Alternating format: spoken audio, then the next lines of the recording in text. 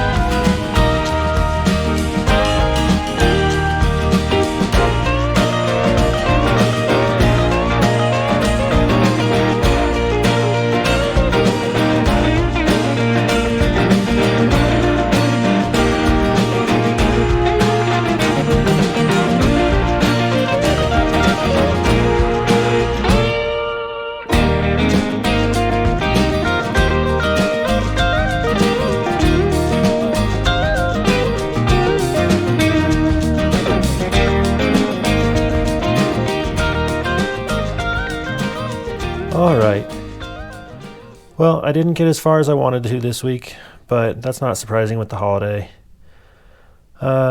We did get one of the torque boxes cut down, and I've got it mocked up here. See if I can get this to not be so glary.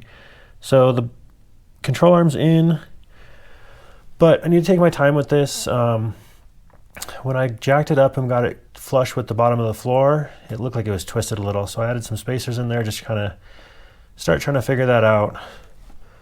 I might have to do some of that, just add some spacers here and there, weld some of those in, and get it to be angled just right so that it looks good and the angles are good so that the suspension works properly. So, going a little slower than I hoped, but making progress still, and I like the way it's looking. So, keep moving forward. We'll get back on this this weekend for a video next week.